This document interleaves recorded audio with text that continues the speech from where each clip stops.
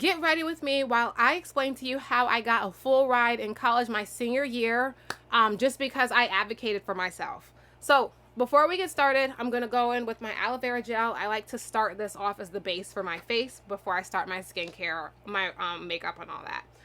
So when I got to school, I was on academic scholarship. And so, why did I say like that? And so my first year of college, my freshman year, all I was concerned about was keeping my grades up because I didn't want to get kicked out of school. I didn't want to have any problems or anything like that because, again, I was on academic scholarship and I was in the honors program. So my first year, I just hunkered down and really focused on my academics. Now, at the end of my freshman year, which was the earliest time we could try out, I tried out for my cheerleading squad. And so I made the team. So I tiered off things year after year because I'm always someone like, I need a challenge. So once I get bored or I feel like, okay, I understand how to keep my grades up, then I'm like, okay, boom, now I want to add something else. So then I cheered my sophomore year. Mind you, I'm using my toner, by the way. Next, I was also working at the center of this. I don't know why every time I do this, it makes my voice go like, I was also working, make sure you get that neck, at the Center of Entrepreneurship my sophomore year. I was working at the event center my freshman year through my work study program. And all 3 years after freshman year, I ended up working at the Center of Entrepreneurship. So boom, so there's that. Then I added cheer, trying to keep it in order. I might go all over the place, but you'll catch the drift. So then the summer of sophomore year, I ended up doing the orientation program, which is all about helping freshmen get into college or, giving them that experience over the summer. Then I was the host of it at that point. Then I was invited to like honor societies. So I participated in the honor societies. So each year I elevated and I added more on my plate while keeping my GPA incredibly, incredibly high. Okay, so now I'm going to fan this off so that it can seep into my skin. So I was on the dean's list, mind you, every single semester. And I like to use coconut oil. Some people don't like coconut oil on their face, but do what works for you is what I say. Right, I'm going to let this sit for a little bit. So I ended up doing the orientation program. I was still working at the Center of Entrepreneurship. I was the host of it as well. So in a way, I was like the face of the school for the freshman class coming in. After that, I ended up joining this mentor program that the school hosted. And I joined a external group, like it was at the school, but it wasn't like the school based. It was like a program that people started at my school for mentoring. Then I also, my junior year, started giving tours of the school. So at this point, like everywhere you look, there I was. So I was like pretty much everywhere. And so because of that, I was tapped on the shoulder as well to be in a video for the Center of Entrepreneurship as well. Because at this point, I am everywhere. Everybody's knowing me. The teachers know me. The dean of the school, the business school knew me. The president of the university knew me so well that he knew my mom. I'll explain that story a little bit as we continue. I'm waiting for this to absorb into my skin. And then I'll start the rest of my routine. But yeah, so then, let me see where we're at. Okay, where did I get lost? Okay, so then I was tapped on the shoulder to be in a video for the Center of Entrepreneurship. And it was basically like I shadowed this entrepreneur. They interviewed me, asked me questions. And then after that, I was tapped on the shoulder to be in a commercial for the school. Because mind you, not only was I keeping my GPA up, so I had the highest GPA on my team, on my cheerleading squad, I was also like literally going out of my way to participate in everything. Because remember, I was the first generation college student. So I wanted to make sure that I experienced all of college, not just the partying side, not just the cheerleading side. I wanted to be everywhere. I wanted to try everything. I wanted to know everybody. I wanted to have a real, real wonderful lifetime experience because when you're the first to do something in your family, it's kind of like, there's kind of like an additional weight on you. And like, you're like me, I'm always looking for a way to outdo myself. I'm always looking for a way to grow and expand. All right, now I'm going in with the makeup portion. So I'm using this double-sided brush. I don't use foundation, so I like to use my setting powder. You'll see how I do it. But anyway, and this is in the tone medium deep 30. So I always looking for new things to do, always looking for new things to try. So then I ran for what is called Miss Senior. And so if I'm remembering correctly, I ran for that my junior year so that I could be Miss Senior my senior year. And basically that meant that the student body voted for me to basically be the face of my senior class all year round. So at other schools, you might have, like at high school, you might have a homecoming queen. But at HBCUs, that homecoming queen title basically stays with you for your entire year. So I ran for Miss Senior, and thankfully I won. People were saying, oh my gosh, Yana, of course you're going to win. But I was just like, we don't know that. So let's just win, and then we can talk about it later. But let's just win first, because I never wanted to just assume that I was going to win, because in 5th grade, I thought I was going to win president of my elementary school. And so I didn't win, because my opponents said they were going to give extended recess, and I knew you couldn't do that. And so then I ended up in like last place, because everyone was promising all this crazy stuff, much like current politicians.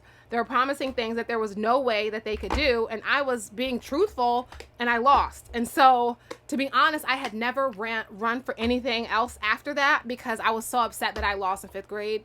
And I was like, I cannot go my whole life not running for items. I mean, not, running for things just because I lost in 5th grade. I'm going in with this Vivid Watermelon blush melt from NYX. So I was like, I have to do this, right? So I ran because, oh shoot, this was the wrong order. Oh well, I have to do something else after this to blend this all in correctly. But anyway, so I ran. I ended up winning, thankfully. And that also catapulted me, because now not only was I in the documentaries, not only was I a cheerleader, but I was literally like the face of my school. And partially because the girl who won Miss VSU, so it was like a tier system. It's different now because they have someone different running it.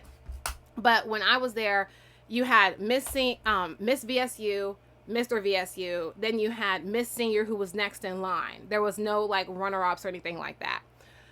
So, well, I think there might have been, but something happened where the people who would have filled in for Miss VSU, they were all online to become AKAs. So that worked out very nicely for me, because Miss VSU and Miss First Runner-Up were not there, were never present. So then I got to be basically the stand-in Miss VSU. So I did everything that Miss VSU was supposed to do, because she was online, so she couldn't do it.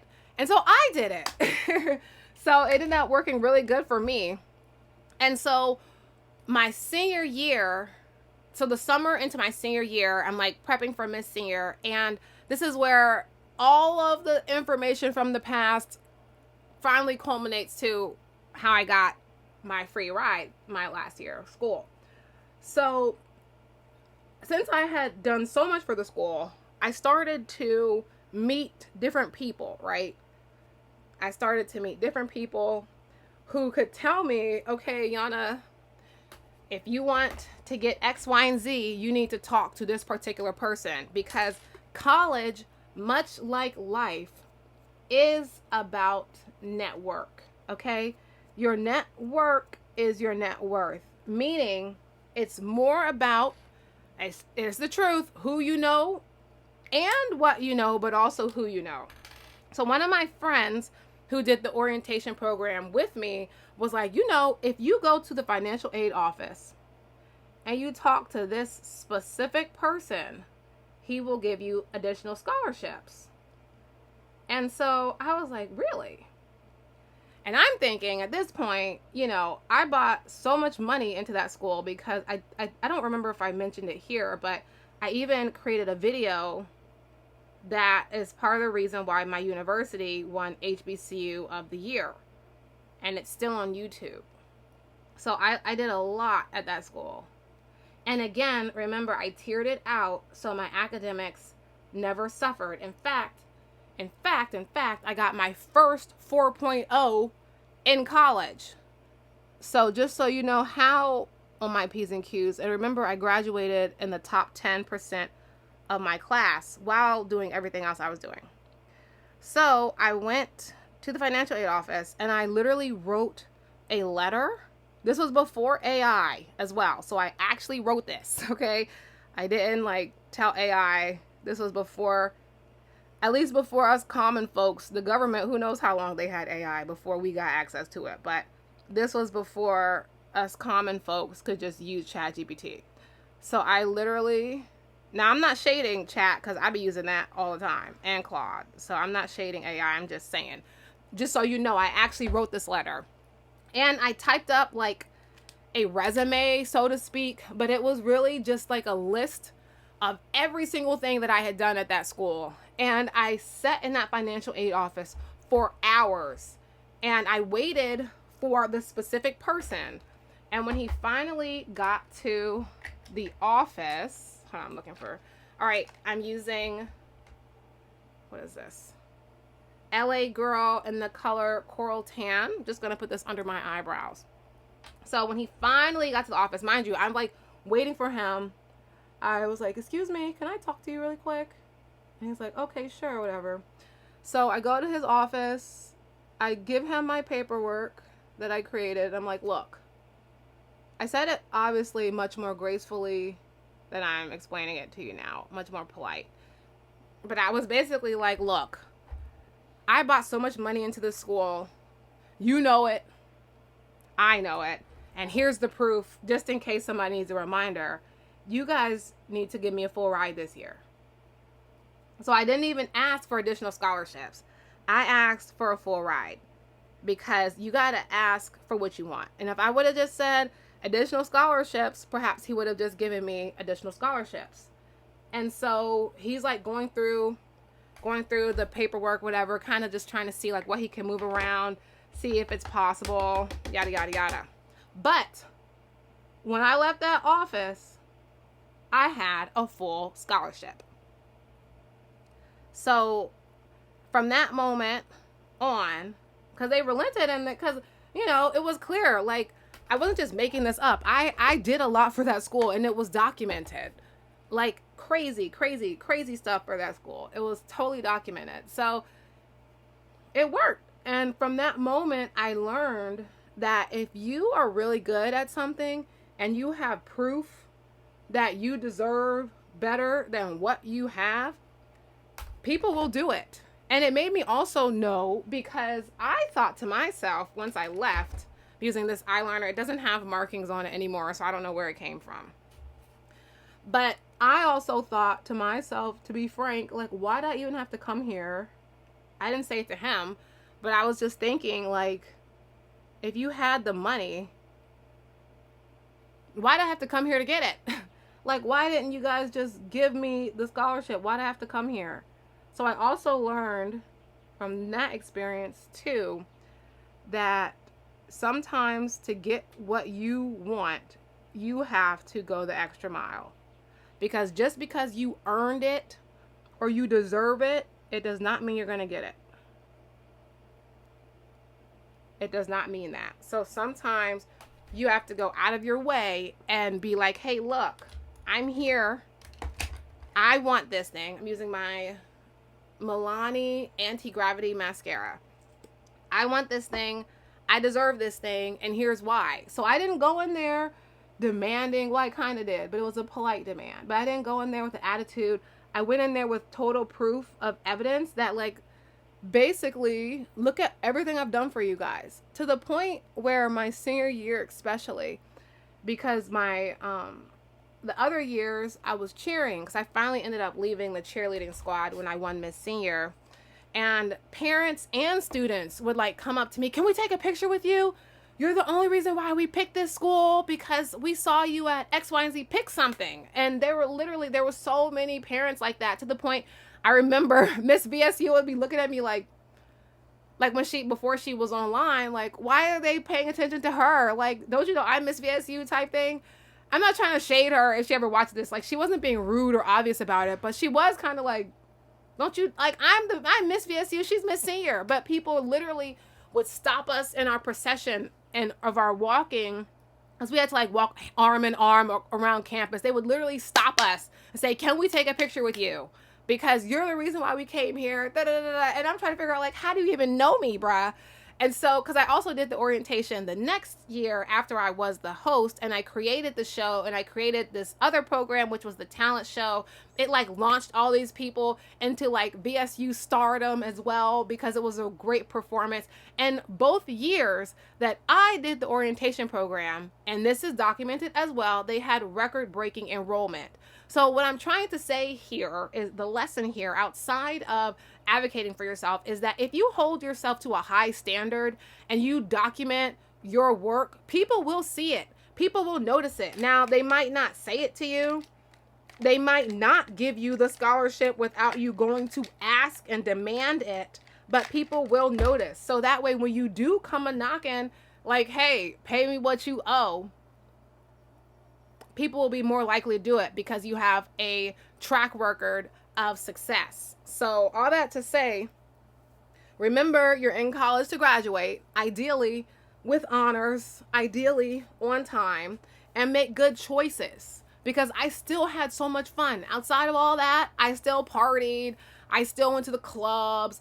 I did so many things, but I also kept my grades up. I held myself to a standard of excellence. I graduated on time with honors on the dean's list every single year, top 10% of my class with a 3.8 cumulative GPA. I was this close to a 3.9. I think I was like 0.01 or 0.02 points, maybe 0.3, but I was this close to a 3.9 cumulative GPA all 4 years. So all that to say, if you hold yourself to a high standard, you achieve and you're relentless in your pursuit of your goals, and you have proof of your work, you can get more. But sometimes you do have to go above and beyond, and you do have to say, hey, wait a minute, I did all this for you. What are you going to do for me? What you gonna do for me? All right, this is Coach Yana, and I am All right, guys, this has been Coach Yana. I am the founder of the Laptop Life Coach, which is the premier personal development brand for young women and girls. I offer one-on-one coaching for 16 to 22, and I also have self-paced library that I'm working on. So stay tuned for that. Like this video, comment, share, and subscribe, and let me know if you have any questions or if you have any thoughts and things about stories, because I have so many stories about my life in college. I could go on and on and on, and I certainly will. So I'll see you guys in the next Get Ready With Me. Ta-ta! And remember, keep going until your good is better and your better is the best. Bye!